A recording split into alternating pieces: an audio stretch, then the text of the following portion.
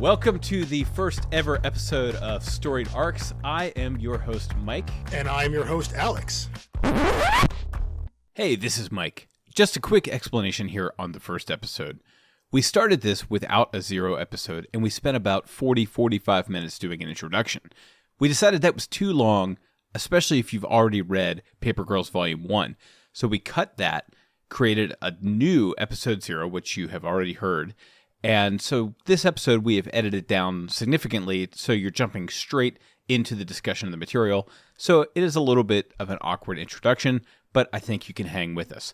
The only other thing to note is that early on, for the first 2 or 3 episodes, Alex was having some trouble with his mic. We have cleaned it up as best we can, but the quality of recording that you heard in our teaser is what you will hear going forward. So bear with us while we are figuring this thing out and enjoy the discussion.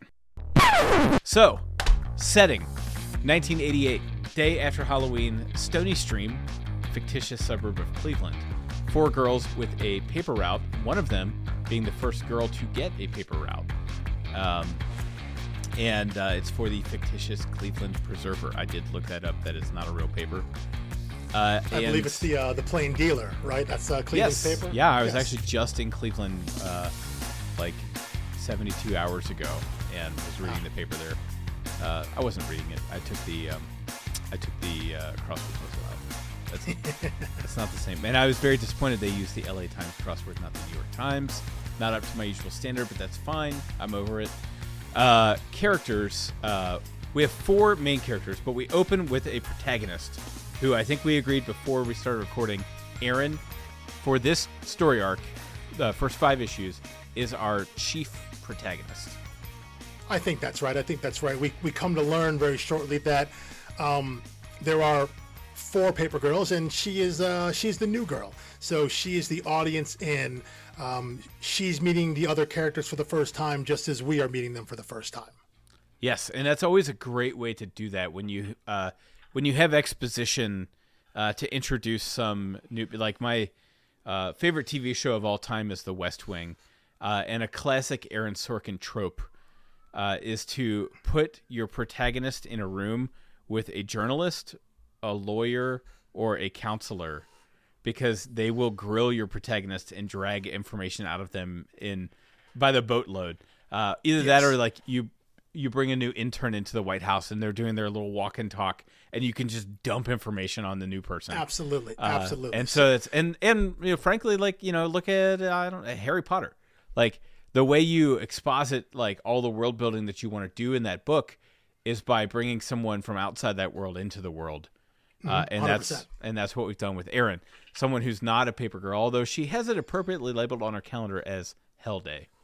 Well, I think the implication here is that she's had this route for a little while, but what we come to discover is that these 4 girls don't actually really know each other.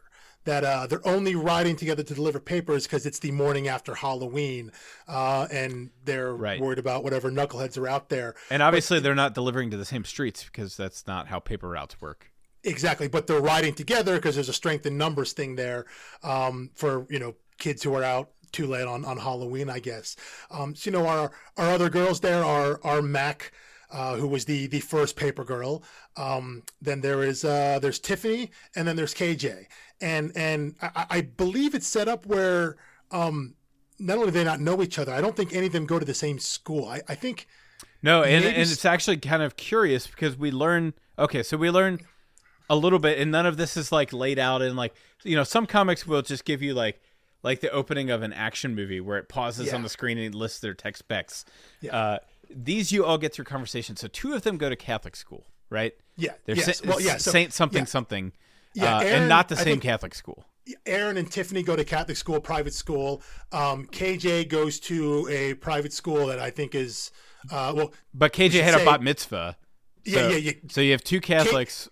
KJ is a Jewish character. She goes to a private school that is, I think at least non-Catholic. And then Mac goes to whatever the local public school is. Right. But again, the idea is that presumably non-religious affiliated, since we have 2 Catholics and one. I just think of, there's a line in. Did you ever watch the show Silicon Valley? Oh yeah. So Guilfoyle is like one of the great characters, and he gets this HR person in the 6th season who like figures him out immediately, and she's like, yeah, you've probably read the first half of Cryptonomicon and this and this, and you're probably agnostic or atheist or perhaps something more contrarian. And he's like, Satanist, go on. And I'm like, that's kind of Mackenzie's vibe, right? A little Guilfoyle-ish, a little prickly. Yeah, she is. You find she is someone who really doesn't care and about what other folks think about her. She's going to say whatever comes to her mind. There's no filter. There's no filter between what she thinks and what she says. And she's kind of like a terrier, right? She's very leaps to action to defend people. It's very noble. The way she behaves. Yes. And she's not at this point misdirecting her anger, even though we will see that shortly. Well, I do think it is notable that because she's called out by a couple characters. When we meet Mac, she is pretty aggressively homophobic. I think part of that is also a way to reveal character that we are setting this in 1988. Now, I don't know where you were in 1988. I was 3. I was in suburban Ohio, much like these girls were in 1988. I was 7 years old, but to give her that language and that viewpoint, it's meant to shock a reader, especially when this came out in 2016, and to read it now in 2022. It's meant to be kind of a shock value thing. The way she addresses the 4 boys who are taunting Aaron when they ride up on her. But it's also, I think, a way to say, hey, you know what? This was kind of the acceptable talk. I mean, I'm sorry to say that the word she uses was still getting circulation when I was in high school from 2000 to 2004. Without question. But I think it did not have like it was just such a common insult that at that point in time did not even have a specifically anti-LGBTQ agenda each time it was said, even though that was the origin of it. Which is part of the problem. The idea that, this just now means this is not derogatory for everybody. It's lost all meaning. Right now, it just means dork or something. And, which is yeah, exactly. Which is not what you want with derogatory terms like that. But you give it to Mac and have her say it in that way, and then you realize, yes, these girls were all 12. So we got preteen girls using this kind of aggressive language here. It's meant to say, hey, this is kind of how it was. But I think, and she gets called on it the very next page, right? I think Aaron calls her out initially. I think KJ calls her out eventually on it. So there is some pushback there. So the book is like self-correcting in a way, and a little bit. And I think that we both know Brian K. Vaughan would never use that language. Yeah, I think himself. Like he puts it in the mouth of a character because it's the character. He's trying to make a point. But by doing that and having that be like the first things that basically Max says as a character, he's establishing that by what to expect from this character. He's using it as a way to say, this is what you're going to get.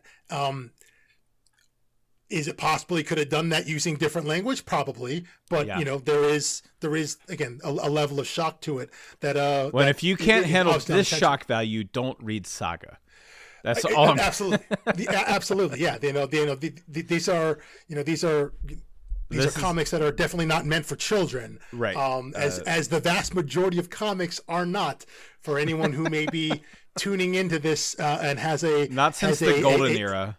Maybe a misconception of what comic books are. The vast majority of comics are not for children, and I think especially a lot of some of the creator-owned stuff, they're written for an adult mindset, an older mindset, to challenge the reader and challenge the audience to bring in different themes, and so.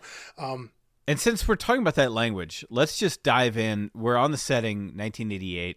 I made a small list of the nostalgia that I noticed from the 80s. Now, I was born in the 80s, but I can't really call myself a child of the 80s because my memories are all pretty fuzzy then. My earliest memory that I can recall is the Cincinnati Reds in the World Series, which is the fall of 1990. Yeah. So, but here it is. The front page of the Cleveland Preserver had the Iran-Iraq peace talks on the front of the newspaper, which actually, just in the irony of the world, had become like prescient again by the time this was writing. Yes, there's indeed. the offensive language and slangs for LGBTQ plus community, plus AIDS jokes, which are of the same ilk, but were very common then. That was the really reaching the peak of the AIDS crisis. And Absolutely. you look back at what's his name, just wonderfully depicted by Andrew Garfield, the guy who wrote Rent. Jonathan Larson. Jonathan Larson, right? He lost many friends, and that was what his work was about.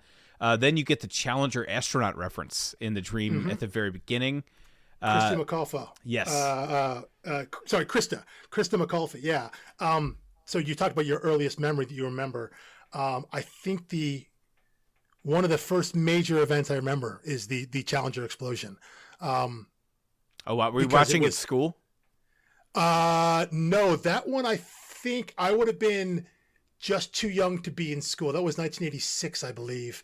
And so I would have been just before I started first grade. I think I watched that on a television in a bowling alley because my mom was in a bowling league at the time. And I remember seeing so it could have been like a day or so after. I remember seeing it on the television, like back in the bar area. But like where that burns pool into your tables are. brain. Oh, absolutely. And it was a big deal that there was a teacher, a civilian on that flight. Which is why so many schools had tuned in and were watching. So yeah, that was a major formative. Everyone in the 80s was thinking about the Challenger all the time. Absolutely. Just like everyone in the 50s was talking about Sputnik. It's just one of those zeitgeist type things. And definitely these girls here they're 12 in the story now. So that would have happened. They would have been 10 years old, that third, fourth grade or something like that. Yeah. They absolutely would have been watching in their school. The watching the Challenger would have been something that they 100% all would have tuned in for. So that would have been a major moment in their lives in the world of the story. Yeah. So yeah, that's a huge one. To a much less significant extent, walkie-talkies. Yeah. I think kids probably still play with some kind of walkie-talkie. Possibly. Also, the idea of newspapers in physical print. Now we're both holding print media here with the book itself, but yeah, I have a New York Times subscription and it's digital. I have I subscribe to my local paper and I get a copy every single day, and I have for the longest time since I said many years ago I was going to get the paper until it died, and then it just kept going, and so I'm still getting it. It's too bad you didn't side with the Post. Because the Cincinnati Post went wayside a while ago. It did. I've been getting the Inquirer forever, and I will continue to until it eventually does fold, because it probably will, because all newspapers are reaching that end. But the idea of paper girls and paper routes and things of that nature. Did you ever have paper route? I did not. I did, and let me tell you, I grew up on the west side of Cincinnati, which the terrain is very hilly. So like the notion that I could have carried this, 50, 60 pound sack of things on a bicycle was absurd. Cause it was like at least a 45-degree slant, of just, that up and down hills. So, I definitely know the hell morning, they dropped me a stack of them. You have to cut them, and then roll them yourself. And with a rubber band, or if it's raining outside, you have to put them in the bags, which takes twice as long. Sure. And you get, mine was for the community press, so it cost the readers $2 a month, and I got $1 of that if they were home when I went to collect. It's an extremely raw deal.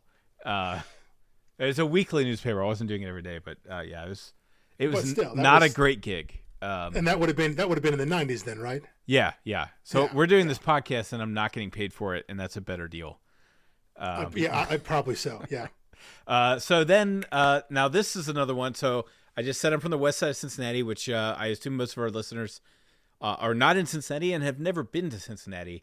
The west side tends to be more of like your blue collar part of town. Even though my family, I think, just moved there because they were confused. And I no longer live on the west side. But there's this guy, there's a werewolf in this wearing a Guns N' Roses t-shirt. Now, technically, that's 80s nostalgia. But the joke here for me is that I feel like dudes I went to high school with in the 2000s were wearing that same Guns N' Roses shirt. Because what's the Mark Twain quote about Cincinnati, that he wants to be here when the world ends because we're 10 years behind?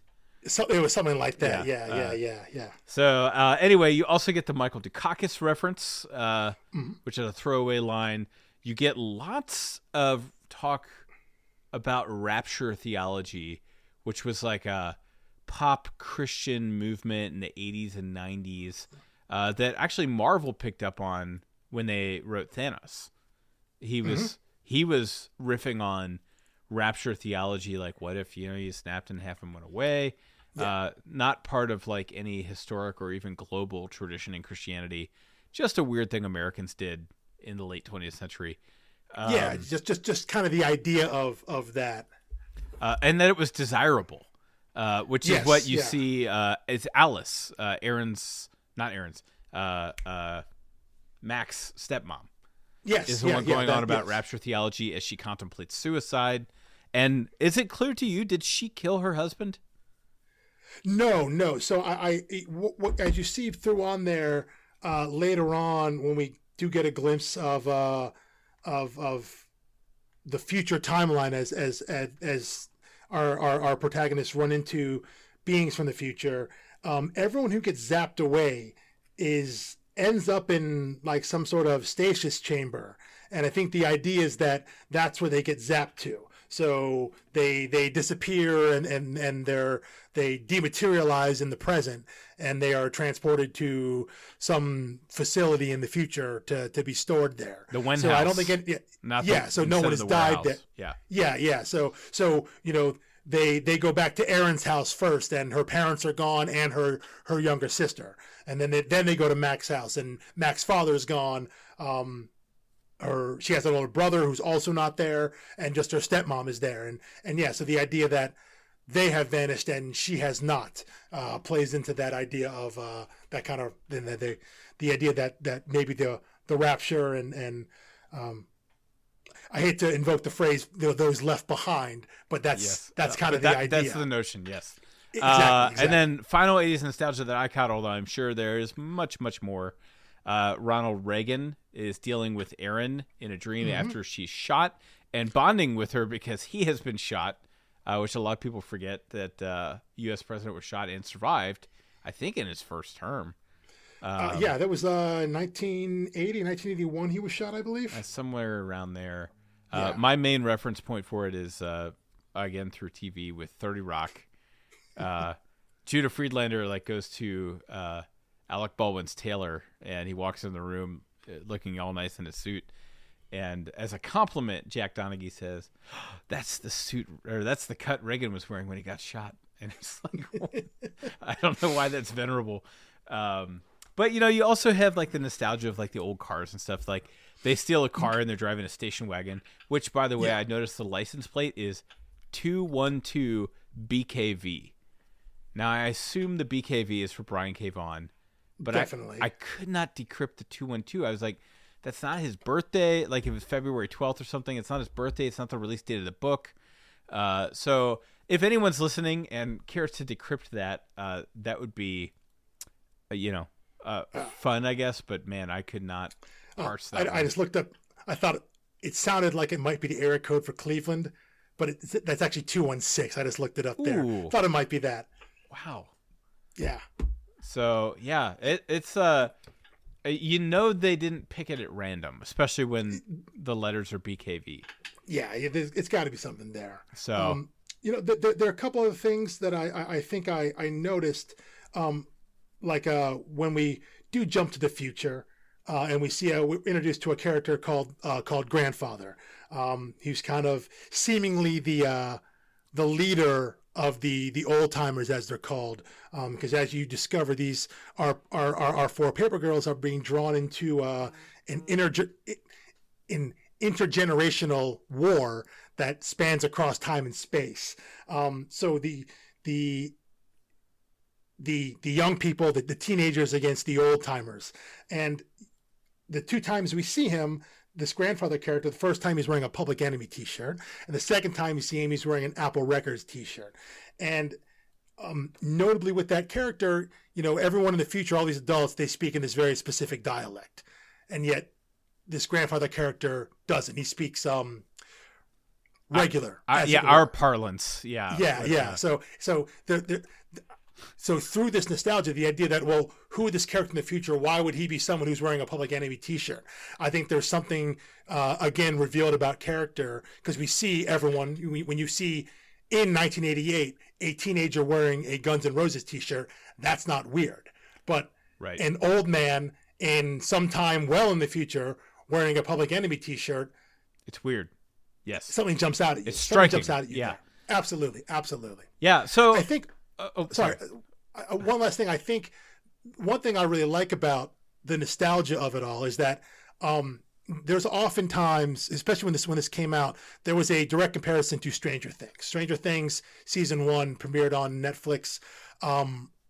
I think a year just after the first arc of Paper Girls completed.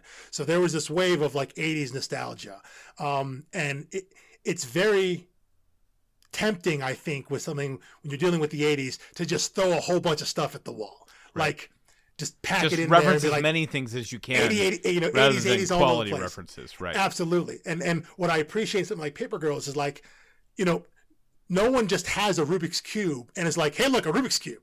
Right. Because it's like, hey, remember the thing from the 80s? Remember that? Right. Rubik's, that was a thing. No one like just mentions Alf randomly. Like nothing feels forced. It all feels like this is just the kind of things you'd run into. There would be someone in a Appetite for Destruction t-shirt. You would see a lawn sign for George H.W. Bush. Right. These are things that would happen. You would have a poster of Monster Squad, which is a wildly underrated movie from the 80s, I think, that Erin has up in her room. Wow. These are the kind of things that. Yeah, that's a pretty deep cut one. I think she might have might be Duran Duran up in her room as well, next to her bed. But those are the kind of things that feel natural in a setting in the 80s, and it's not just, again, it's not wall to wall. Hey, look, it's the 80s stuff. They didn't feel the need to pack all that in there, to constantly put the references in the writing, for Cliff Chang to constantly draw random stuff in there. Everything, not that it has a point, but it just feels of a piece, and not, hey, look, remember the 80s. And I think sometimes, and as much as I think Stranger Things is a great show, I think a lot of those things, oftentimes it feels heavy-handed of, we're going to remind you every single thing you look at is going to be 80s, 80s, 80s. You're going to be constantly bombarded with references. Right, and when it's overdone, it becomes like sentimental to the point of sappy, where it's like you're just basking. If the 80s were your glory day, it's just hearkening you back to that. And I think the other thing, I guess we could just keep going on the 80s forever, except after this episode we can't, because they're whatever. But Tiff has her whole life flash before her eyes, and it was her sitting in front of a video game wasting her time. A game called Arkanoid. I assume that's a fictitious game. I don't remember that. No. That's real? No. Yeah, Arachnoid or Arkanoid. Yeah, it was it's probably Arachnoid. Yeah. It was Breakout. It was it's the game where you have the bars on the top of the screen and the ball just bouncing up and down. I just never knew that's what that was called. I thought maybe that was copyrighted and they had to make up a name for it for this.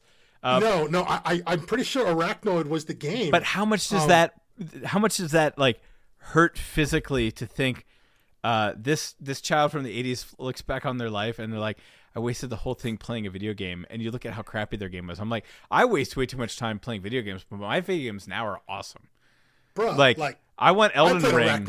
Like I know, but I'm like, when you compare the complexity of that to Elden Ring, or yes, I think Yes. I've never put more hours into any game than I did Skyrim, which was hundreds and hundreds of hours. Done so many characters in that game, and I'm like, well, yeah, that's complicated. But it makes me feel like if that's all I'm doing, surely 20 years from now, people will look back at that game and be like, oh, that's so simple. What a waste of time. The way I look at her little Pong game, and I'm like, oh, what a way! How could you waste your whole life doing that? First off, that definitely hurts. perspective. It definitely hurts as someone who played Arachnoid, and has definitely potentially spent as many hours as you've playing any next gen game I've put into playing Tetris. Oh yeah, no, I mean I had an NES any and an number of original Game systems. Boy, yeah, and I was Yeah. I had Tetris, I had Tecmo Bowl was my favorite, and Yeah. you know, Those, so many look, hours. I'm not saying the games were better back then, but they were definitely better back then. So you don't think Tiff wasted her life when you see the flashback? You're like, I don't see what the problem is. Time well spent. Absolutely. I feel seen, as the kids say. Yeah, and I like that the orientation of that was different. It was meant to jump out there, and I think also specifically when you not only are those presented landscape, but in a lot of times the color palette changes.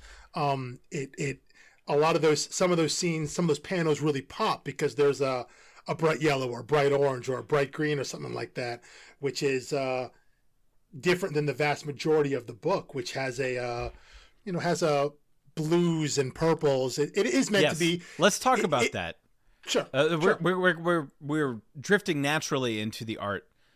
So how would you characterize the art? You started with the blues, and I wrote down here. You can tell how sophisticated my art palette is. I wrote down cotton candy colors. It's all blues and pinks and purples. Like that's what I think of. It has that natural appeal, and the distinct cover of the first issue was just this bright yellow with the harsh black line sketching. But I don't really know how to describe it. It's to me, the sketching is simple but extremely effective. They just go thinner and harsher, they look like they're kind of crudely drawn at times. The thing that drives me a little crazy is sometimes you can see through Mac's hair. Her bangs will be over her eye, and you can see her eye, and it happens multiple times. And it's like, this is the modern world. They chose to leave that way. Yeah, I think Cliff's style is there is a sketchiness to it, but it's also there's a simplicity to it, and that doesn't mean to say it's that's not a pejorative there. No, it's you or I could not draw it. No, absolutely not. Absolutely not. But it's even though it is a little on the sketchier side, it's still very clean. It's not very busy. There are not a lot of action lines or shading. And it's not like when I think of like this type of sketchiness, I think of sometimes like the rough crude of like a Jeff Lemire's characters, like a Royal City character. That feels more distorted. This is very clean. Yes, it's and a lot of the shading comes from the inks. There are not a lot of hatching and kind of overdrawing and things like that. There's a cleanliness to it, and I think the way that Matt Wilson does the colors, they're fairly flat. They're not real flashy. There is a kind of a matteness to them, and again the color palette, the choice of the blues, lavenders, purples, things like that. It is evocative of. It's meant to be like 4 a.m, 5 a.m, right? In the fall, So it's not going to be super bright. It feels like early morning. So when you have some panels that are backgrounded all of a sudden like a bright yellow or a bright orange or something, they really, really pop. There is. At one point, the beings from the future send a what do they call it? An editrix. They send some contraption towards them to get the girls down in the sewers, and this thing is bright green, and it jumps out of the page, and it is very clearly, very obviously an alien thing because it looks like nothing else in the comic. It's colored like nothing else in the comic. It's shaded like nothing else in the comic. And that's clearly meant to be intentional, that this is not of the world. This is meant to be something that's not supposed to be here. And I think they do that really well. And I'll just say, if you had this book without the lettering in it, the setting is indicated by the colors. yes. In a way that you can really only do in comic books. I don't know if you've seen, there's like a trend of memes right now that make fun of like early 2000s movies. Like anytime something was set in Mexico, they would just put that heavy yellowish filter on it. Yeah. And, all you need to do is watch Traffic. Yes, Traffic. And that tells you, the yellow filter was Mexico. I think the blue filter was meant to be Cincinnati, oddly enough. But yeah, every single one of those. I was just thinking, every single one of the settings had a different filter, and it was all color coordinated, and every movie did that. Yeah, and it was one of those where like Traffic did it, and it was kind of original. Everyone else did it, and it was extremely derivative. Yes. Borderline, like, this is now what you're making Americans think of when they think of Mexico, is like 100%. It's smoggy 100%. And hazy and yellow. Yes. And it's like, that's not. I don't think that was the intention of the directors of Traffic. I think they just thought it looked nice, and it was good for storytelling.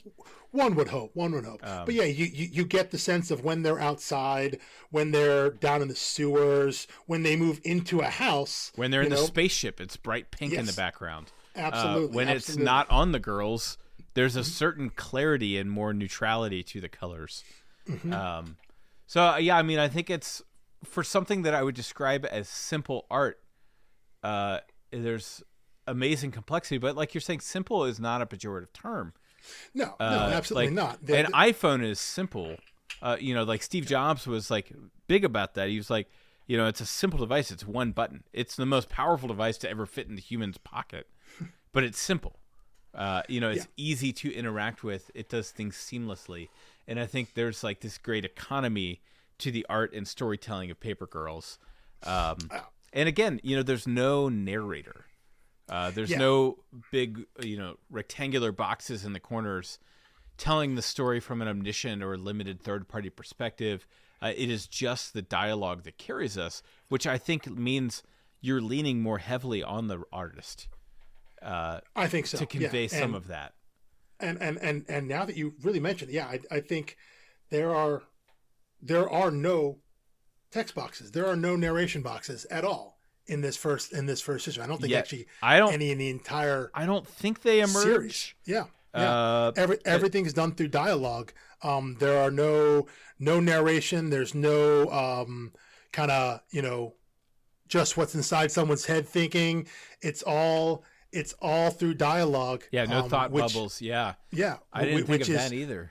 Yeah, which I do think is fairly rare. Speaking of rare, there were no variants for any issue in this series. Well, that's simplicity to the core. I think that's a Brian K. Vaughan thing. Him and his collaborators, they don't like to do that. They like keeping their prices low, and low being a relative term. $2.99 an issue. That's a steal. Yeah, especially now. You buy this whole run single issue for $90. Yeah. Well, now you can't. But yeah, a little tougher now.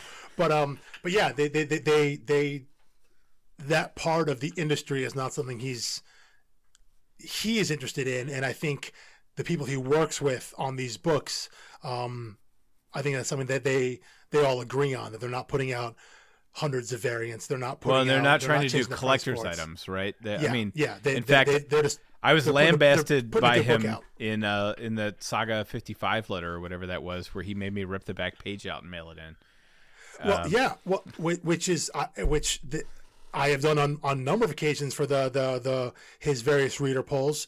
You tear it out of the book and mail it back in, because he is someone who definitely believes that comics are meant to be read. They're meant to be handled. They're meant to be passed down. They're meant to be something that is used and enjoyed, and not meant as a collector's piece. And that's it's one take. It is. It's a good take to have when you're the guy creating it and getting rich off of it. But some of us are like, every once in a while, it's really nice to be able to sell an issue for $100 when I drop $90 on your whole run. You know, you're making money off of that. So anyway, so I've got, I mean, I have a few more like odds and ends type notes here. I feel like we've kind of hit the story, but maybe we should try to quickly go through it chronologically. But I think I have a lens or a filter that will help us go through it all. So, by no accident, there is this recurring image of an apple. The book opens with the tree of knowledge, a biblical reference to the Garden of Eden, the tree of knowledge. God instructs them not to eat from it. They do eat from it, and it opens their eyes to both good and bad, and corrupts them in a sense. And from a literary standpoint, now, first of all, I just always like to point this out. Biblically, if you look at the text, it never says it's an apple. We actually get that from like Renaissance, like European painters who decided it was an apple. Could have been a pomegranate in that part of the world. Probably more likely was. But for a Northern European artist in the 16th century, they started depicting it as an apple because that was common white people fruit. So anyway, that's what it carries, the cultural import, whether it's historically or accurate or not. So she has this vision of this apple, and is in trouble and threatened with hell. And then we see that Aaron kind of has a backbone in that vision right before she wakes up, and she envisions this apple there. So it opens with an apple, and issue 1 closes with an apple, cleverly in the form of the Apple logo. But this apple has a bite out of it, which I find another crafty deception on Brian K. Vaughan's part, because so Steve Jobs always tried to retcon his own selection of names for the company. They picked the name Apple off of a list of friendly sounding words, because they thought, computers, people think of the year of like horror movies where computers take over the world. He wants it to have a friendly name, so they picked Apple. Then they were drawing renderings of it, and he said, no, I want a bite out of it because we've tasted the forbidden knowledge with this company that we've created. Then he retconned that later to say that it was an Alan Turing reference, the man who invented modern computing, who killed himself by taking a bite of a poisoned apple. And it's like, it just was so saturated with meaning. So Steve Jobs, the OG retconner, was doing that, and now you've got it opening very explicitly with the biblical imagery, because it's God or an angel or a devil or someone she's interacting with in that first panel, holding the apple. Then there's the apple with a bite out of it. That's how issue 1 begins and ends, double-sized issue. Then you get, the grandfather wearing Apple Records shirt. That doesn't really move any symbolism forward, but it just keeps the imagery in front of you. And I'm trying to think. Well, it also, in that moment there, so that they're carrying around the unknown Apple device. Yes. Right. So it appears a lot. KJ looks at like calls it might be like a compact, because it's obviously incredibly small, and later on the girls posit that, well, listen, we have Apple computers, maybe this thing's a computer, and they're thinking, well, so I was mad the first time I read this, because like issue 1 they all just gawk at it like they don't know what it is, and I'm like, guys, the Macintosh launched in 1984. That's 4 years ago. You should recognize this logo. Yeah, sure, it was colorful back then, and they were looking at a clean white one from like an early 2000s iPod. Well, but so and Aaron does recognize, there's an Apple. I don't know if they say what kind. It was like an Apple.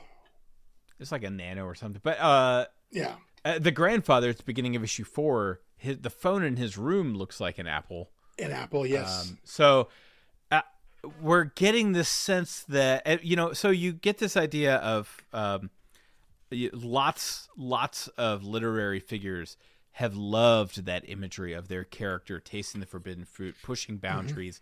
And then you hear them describe each other as like, she's like the Amelia Earhart of Paper Girls, right? She was the first one to break that glass ceiling. And so the idea is that these girls are doing, and so this is what I like. One of the problems for me that's mere cosmetic kind of optics type thing is that this is a book about 4 teenage girls written by, one white guy and illustrated and penciled and inked by other white guys, and it's kind of like, hey guy, like on one hand, I think the blind read of it would be like, stay in your lane. You don't know how to write from this perspective, and I'm sure someone out there does feel that way, and that's fine. You're perfectly entitled to feel that way. But I think that's a very superficial way to handle this material, because he's writing complex characters. I think what he wants to say in the story, they have to be female characters, and it's a diverse group of female characters, not for white girls from the suburbs, but they have different religious backgrounds. They go to different schools. They're different ethnicities. And he's got this diverse cast here. And I think when it comes down to it, the bad things when men try to write women without input is that they are there's two directions where you can be condescending, right? There's one that's kind of the classic like 50s sitcom where it's like, well, the woman only knows how to do this set of things, and they're only allowed to do that set of things. And if they try to go work a job, they'll be a klutz, like an I Love Lucy episode. And then the other direction is when you're falling all over yourselves to like try to prove like how progressive you are by doing like this hagiographic, like, look how perfect these characters are because they're women. He's running real humans. Yeah. And I think that's the best way to do it when you're writing, outside of your own experience. Yeah. I agree. And I think it's perfectly fair to write outside of your own experience.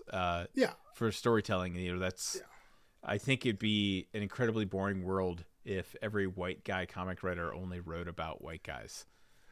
There's plenty of that in comics. There's no lack of it.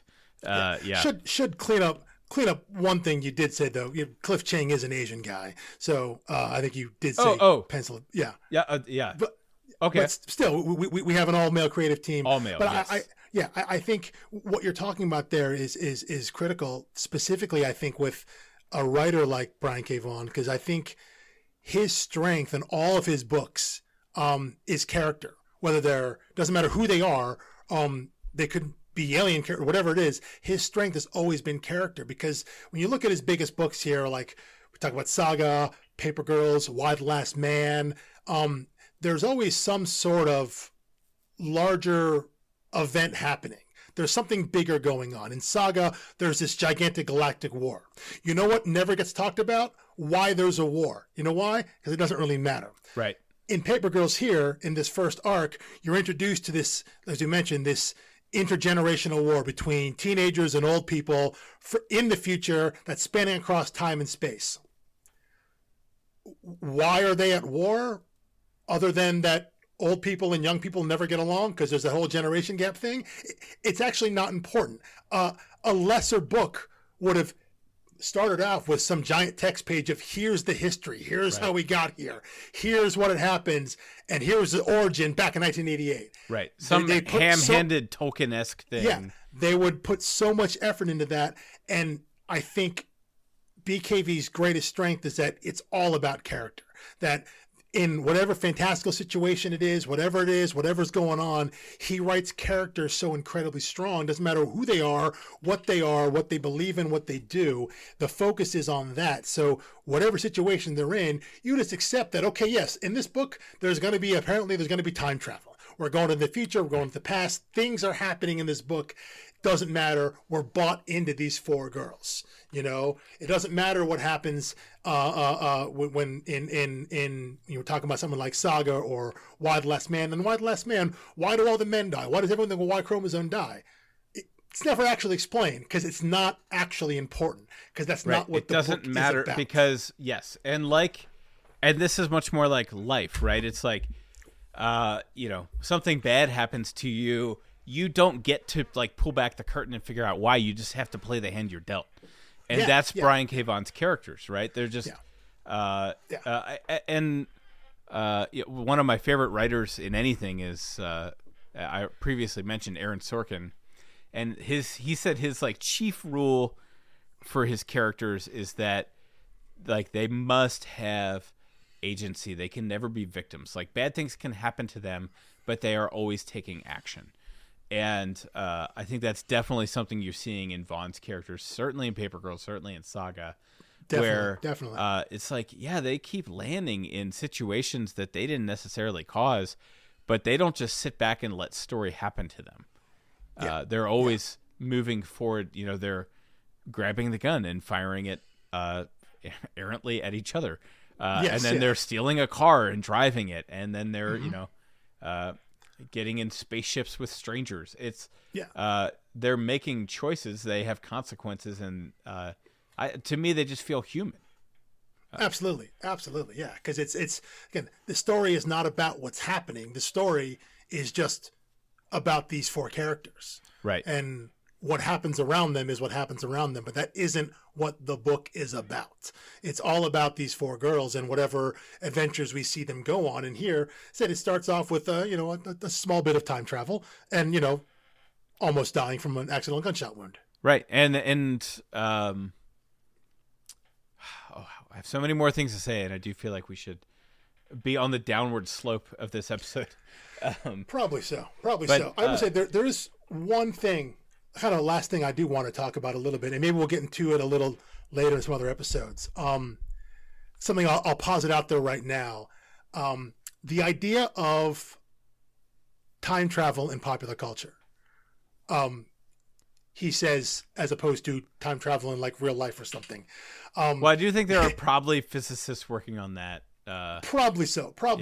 But I want to posit out there what I believe are three main pop culture views of time travel, and we can kind of discuss how Paper Girls falls into maybe which one of these categories. Back to the Future versus Endgame. Yeah.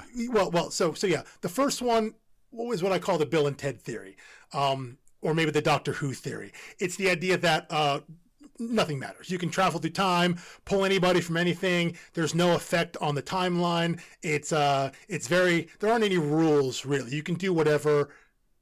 Put people back, take them away. Time doesn't fall apart. Nothing really changes. That's also the Teen Titans Go one. Very much so. Yeah. The next is what I call the Back to the Future theory, which is the butterfly effect, which is the one people are probably most familiar with. The idea that any travel back in time, just the mere act of traveling back in time, changes the future. And in this case, everything changes around the time traveler. So there is only one timeline that's constantly changing. That every time someone moves forward and backwards in time, everything changes, everything moves. And the only people that are aware of it are those that are the travelers themselves. The final one is what I call the Harry Potter theory, which is the idea, which is probably the most complicated theory. It's the idea that the future and the past can't be changed. Whatever happens, happens. Meaning you can only go back in time if in the future you have already gone back in time.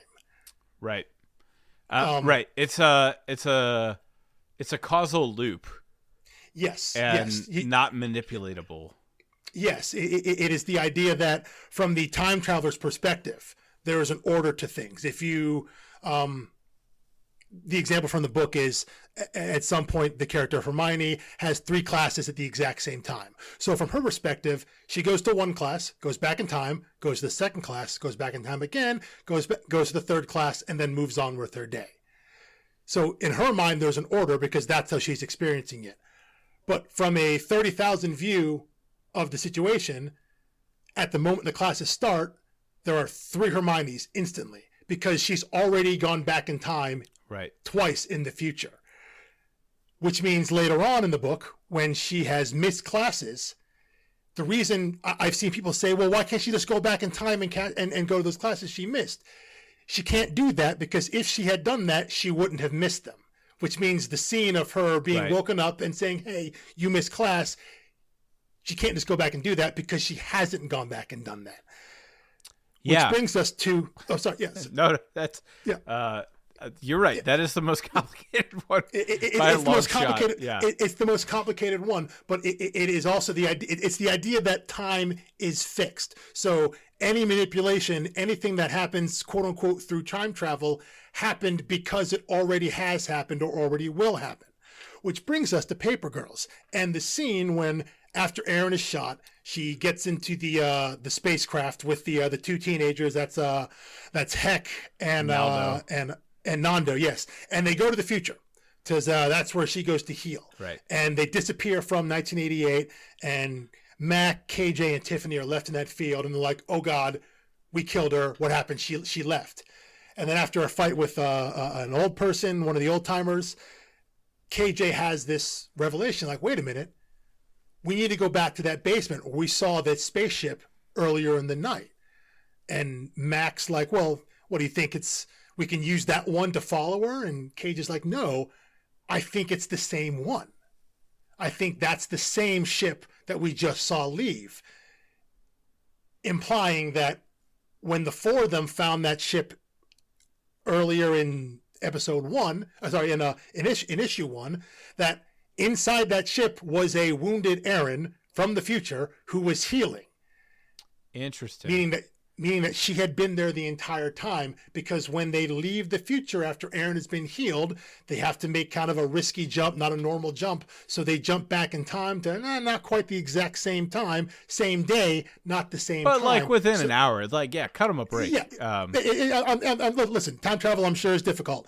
But it's also like a Schrodinger's cat with Aaron in there, right? It's exactly. Yeah. But the idea that we're working under this kind of, for now, it seems, this Harry Potter idea of the reason that ship was back there was because a few hours later, Aaron will get shot, have to go to the future, and then have to come back. So that's the only reason that is there for them to find earlier in the night. Yeah. It's the idea that things that have happened only happen because they have already happened. It's just a matter of perspective. So I think that's very plausible.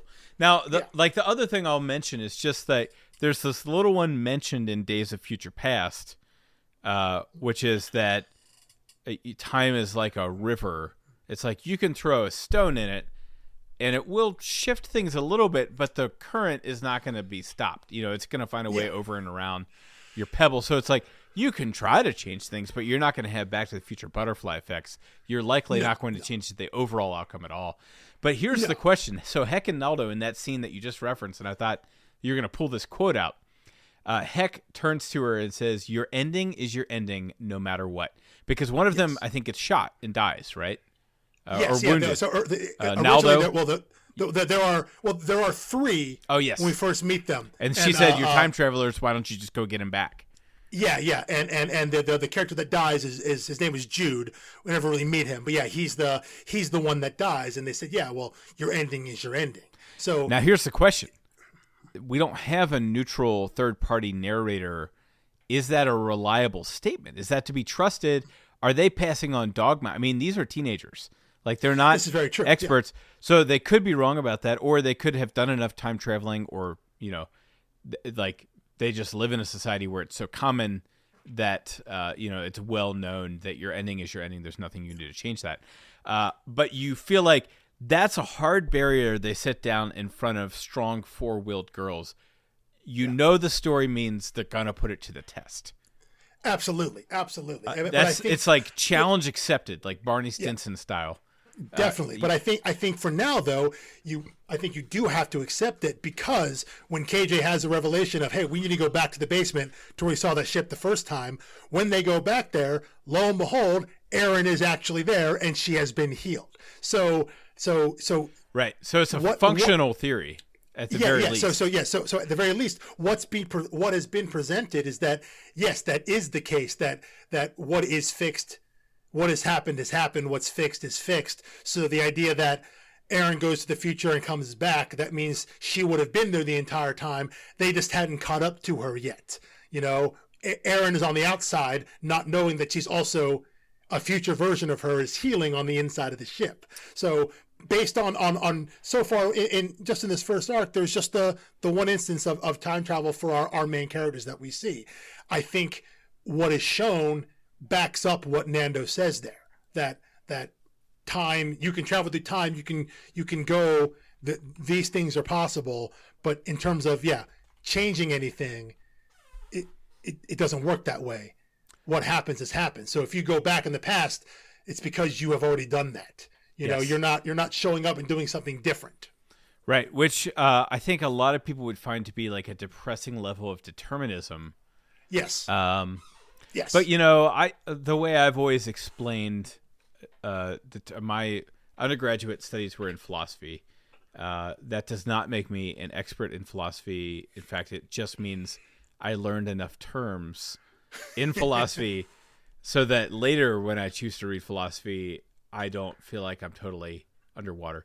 But the analogy I've used to explain determinism to people, especially, defending Stoics and things like that, people who are determinists historically, and I'm not saying this is where I fall, I'm just saying this is how you would land there. Because someone like our beloved Mallory on Binge Mode just loathes the idea of determinism. She's so big on free will and this, that, and that. And I'm like, well, that's an interesting idea, but that's not the only way to derive meaning. So I think one way to look at it is, if I say, at the end of book 7, Harry Potter decides to go into the forest and sacrifice himself, to save his friends. Did he choose to do that, or did J.K. Rowling make him? And it's like, well, both. Like the author chose that and had agency over him, but she created a character so complex and so uniquely wired with such certain circumstances that he chose that. He did not feel coerced by some outside force, even though as someone reading the book, you're like, yeah, he absolutely had to have done that. There was no other way he would have done that. And so I think that's just kind of the complexity of determinism. If you're attributing anything to outside forces, be they, divine or biological, however you arrive at determinism, I don't think it robs you of the in the moment experience. No, I agree. I think it comes down to perspective. If there are a lot of people who you hear the argument of determinism who say, well, then it doesn't matter what I do. Right. I'm going to do nothing. It doesn't matter what I do. And my response to that is, okay, then you're predetermined to sit there and do nothing. Right. It's like when it also didn't matter 5 minutes ago, but you didn't act that way. Yeah. So now it's only acting that way because you've determined that it's but it also comes to the idea of, okay, well then you come to a fork in the road. Do you go left or do you go right? You end up going right. Why did you go right? Because you chose to go right, or because you were predetermined to go right? And the question I have is, does it matter? You've still made this choice, and you're going to what difference you're going to does it experience. Make? You're going to experience whatever you're going to experience. Maybe that means you get into a car accident and die. That's horrible. I'm very sorry, but that happens. Right. And so, some other party knowing it did not impact my choice in that moment. Exactly. Yeah. So from the human perspective, does it really matter? And so when you're talking about these characters here, as they try to figure out, and they gloss over it because it's a lot to think about. Was Aaron in there the entire time? When we saw it the first time, was she already in there because she was already going to get shot and already going? It's hard to grasp and think about if you just accept that. Okay, well, yes, she was. So how does that change anything that we just went through? We saw this thing, then we left it, and we had, the rest of the adventure of going and meeting Mac's stepmom and actually getting shot and meeting the teenagers from the future and all that stuff. Does it matter that all that was quote unquote planned because the first time you saw the spaceship, Aaron was already in it? Right. Does it take away from anything if that were to have happened? If you find that realization, does it matter at all? In my mind, I say no, but I can understand how I understand people getting upset about it, but I also feel like in this particular instance, you could just choose not to read it that way. Now, you could. People might think we're getting heavy-handed on this discussion, but where this story is going, these are questions you will wrestle with.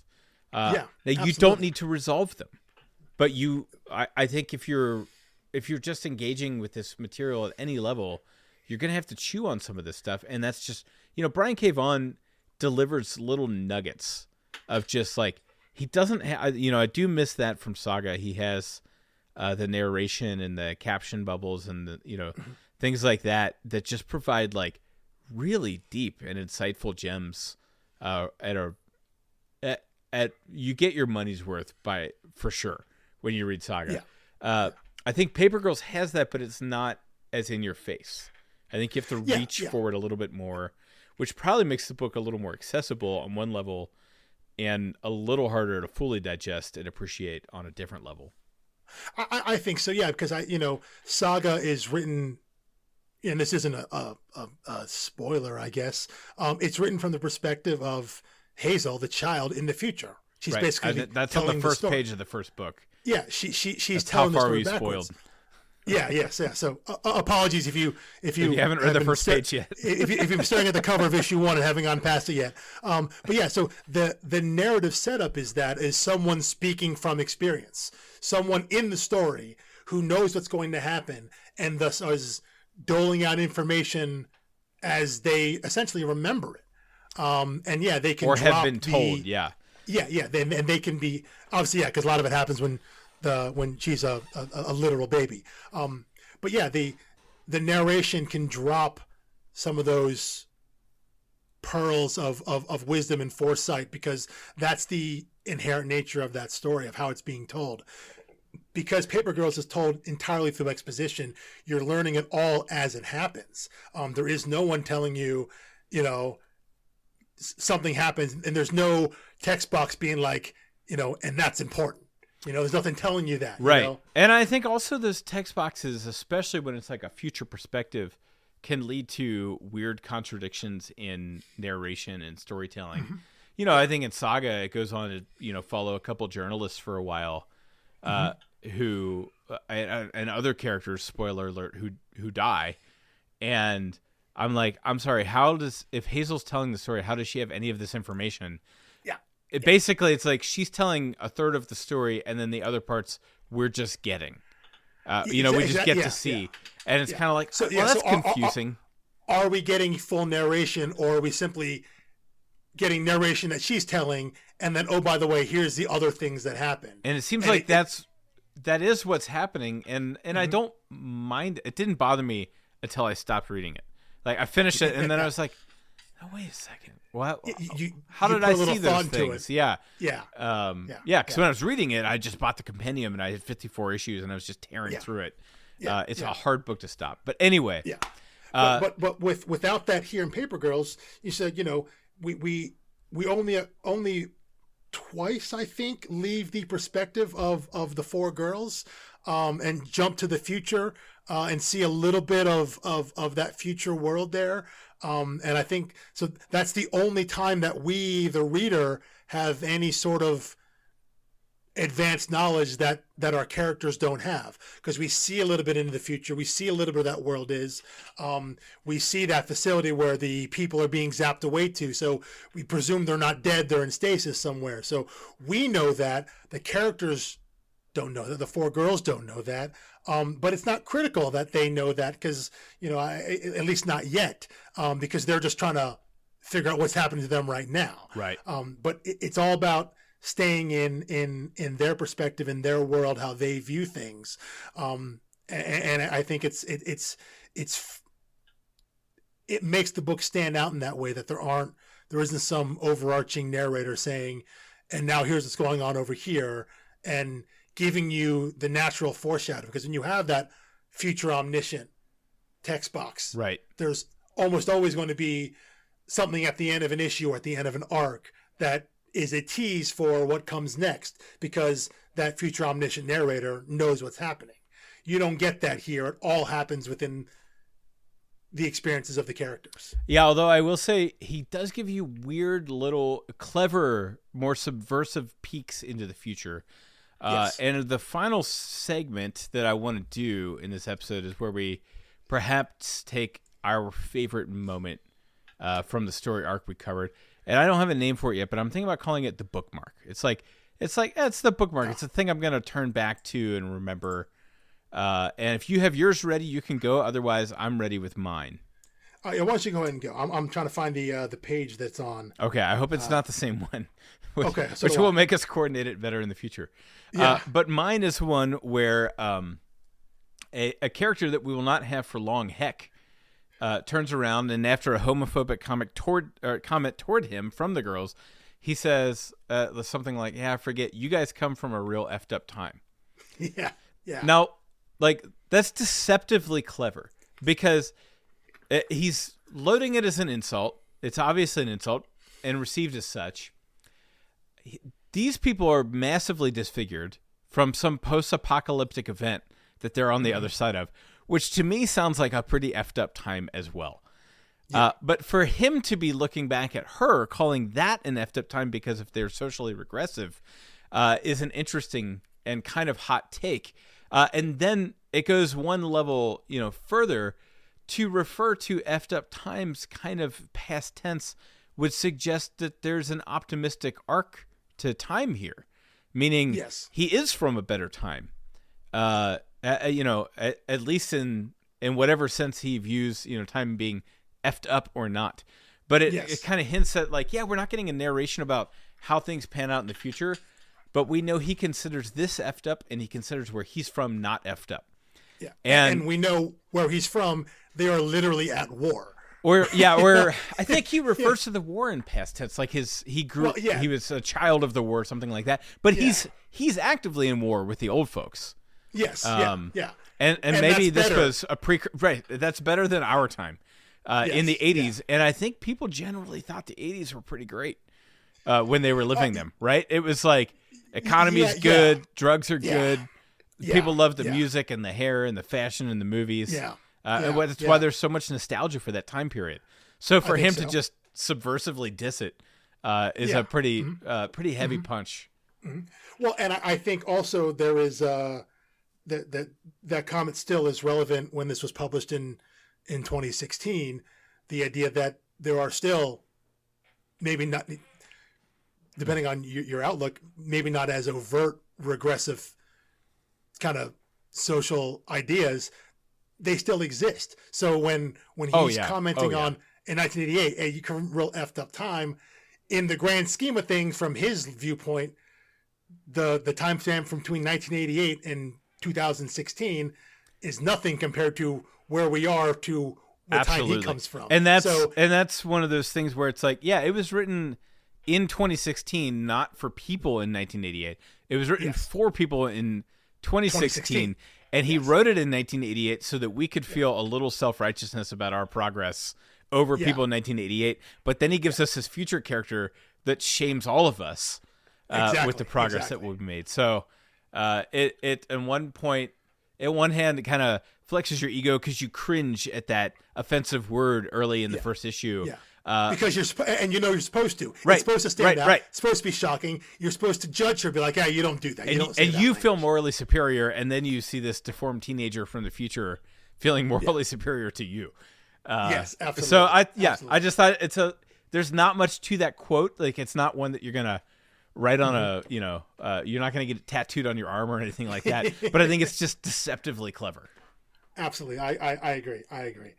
So my bookmark is something a little different. It's just a piece from the first issue that I simply love because it's one of those things that you only get in comics and sequential art storytelling.